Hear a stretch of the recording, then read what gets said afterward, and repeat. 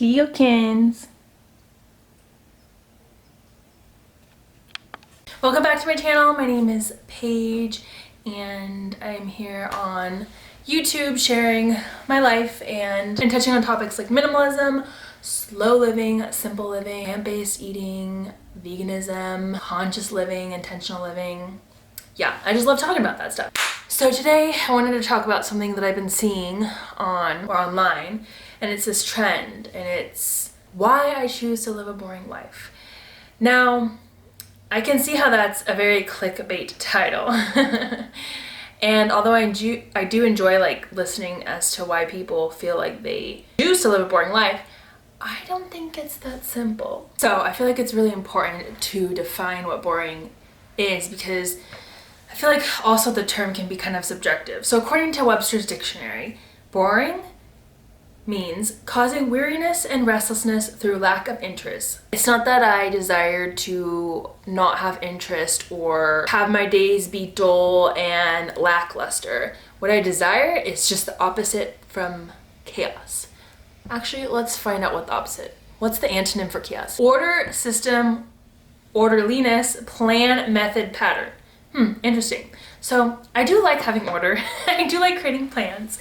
And I do like having structure. What I do like is not having a packed schedule.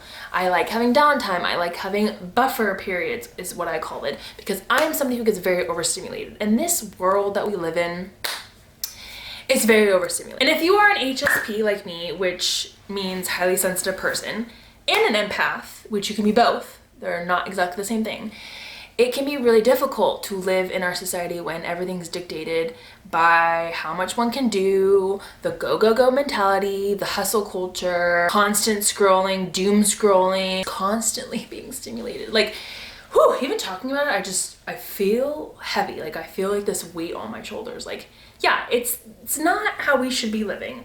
So as maybe we are living in what would be the extreme, and the opposite of that is living a boring life. But it's not that I aspire to live a boring life even. I aspire to live with peace, where I practice rest and enjoying just the rituals of my daily life, whether that's making tea or gardening or making food or petting my cat Cleo or even just doing self-care stuff.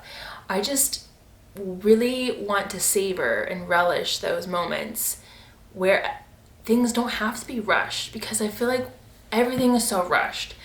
And now that I'm back in Southern California,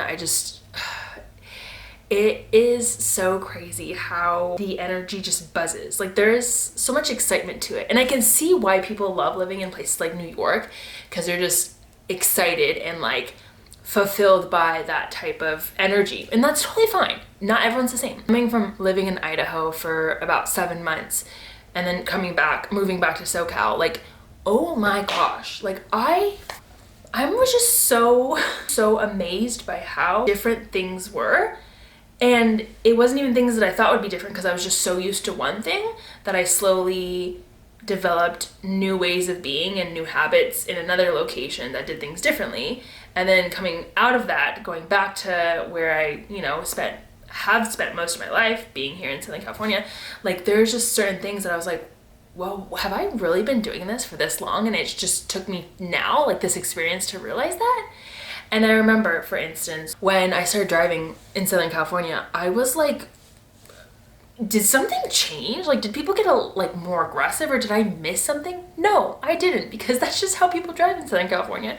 And I wasn't used to it, because people don't drive like that in Idaho, at least not where we were living. Yeah, it was one of those things that just like really shocked me. And there is a part of me that misses like the slowness of Idaho. It's not like that's something I can't create here.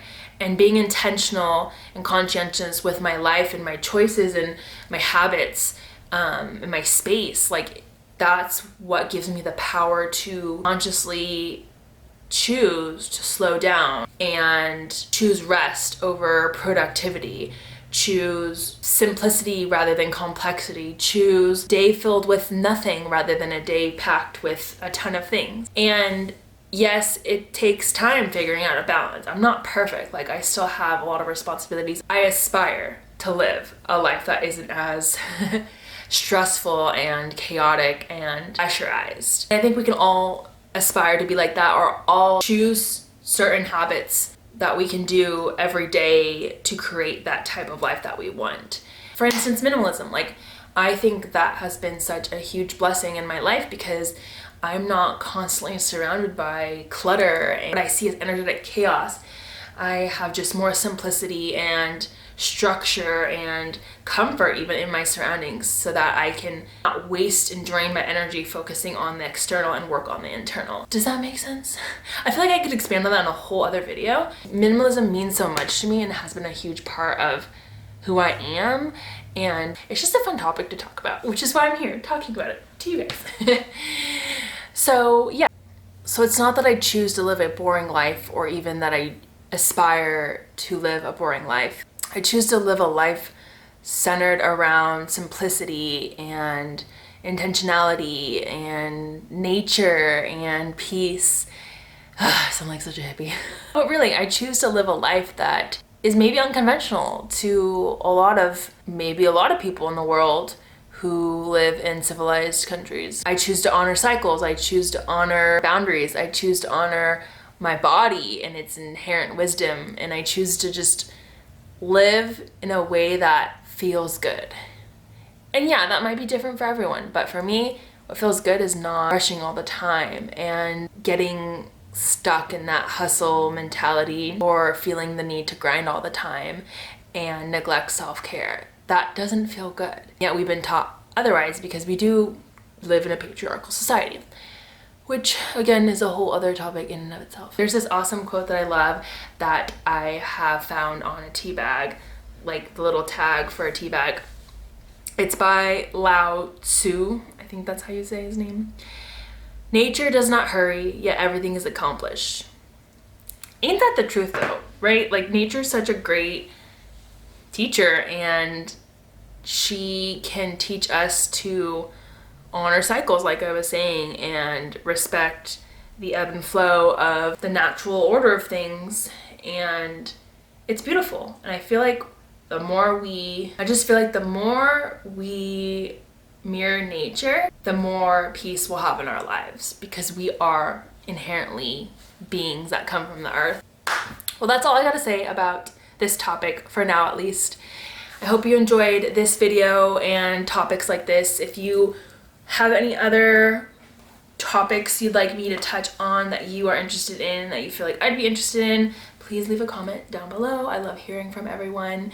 And yeah, all the positive comments I've gotten on videos prior have like really fueled me to keep going, and I really appreciate that, so thank you. So thank you for stopping by and listening to what I have to say. I hope to see you all again in the next video. Okay, have a lovely day or night wherever you are. Bye.